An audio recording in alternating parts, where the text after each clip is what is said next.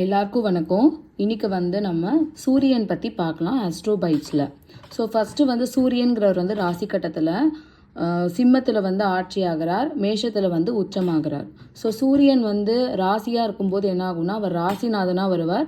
இப்போ நம்ம சிம்ம லக்னத்தை பிறக்கும்போது சூரியன் நமக்கு லக்னாதிபதியாக வரார்.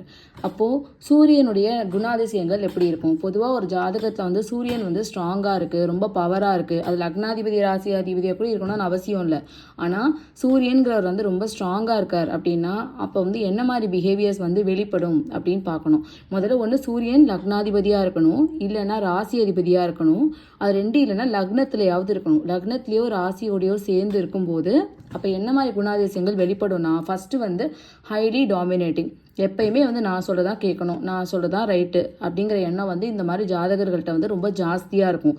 இப்போ நம்ம 4 ஃப்ரெண்ட்ஸை நம்ம பார்த்துருப்போம். அதில் பார்க்கும்போது 4 பேருமே இப்போ ஒரே சிம்ம ராசியாகவே இருக்காங்க ஃபார் எக்ஸாம்பிள். ஆனால் ஒருத்தர் பார்த்தீங்கன்னா ரொம்ப டாமினேட்டிங்காக இருப்பார், பயங்கர ஸ்ட்ராங்காக அப்படி பிரமாதமாக இருப்பார். இன்னொருத்தர் பார்த்தீங்கன்னா ரொம்ப வீக்காக இருப்பார், எதுவுமே இனிஷியேட் பண்ண மாட்டார், ஒரு தன்னோட ஒப்பீனியன்ஸ் எல்லாம் ஷேர் பண்ண ரொம்பவுமே தயங்குவார். அந்த வேரியேஷன் ஏன் வருது அப்படின்னும் போது ஜாதகத்தில் அந்த சூரியன் கெட்டு போயிருப்பார். அந்த ராசிநாதனும் லக்னாதிபதியோ வர சூரியன் ஜாதகத்தில் கெட்டு போகும்போது அவங்களால என்ன பண்ண முடியாதுன்னா அந்த ரொம்ப ஸ்ட்ராங்காக டாமினேட்டிங்காக அந்த மாதிரி பெர்ஃபார்ம் பண்ணணும். அவங்க கான்ஃபிடென்ஸ் லெவல் எல்லாமே ரொம்ப கம்மியாயிடும். ஸோ ஒளி கிரகம் அப்படின்னும் போது அது எப்பயுமே பவராக இருக்கும்போது அந்த மனுஷனோட வாழ்க்கையுமே ரொம்ப நல்ல ஒளிமயமாக இருக்கும் அப்படின்னு சொல்லி நம்ம எடுத்துக்கலாம்.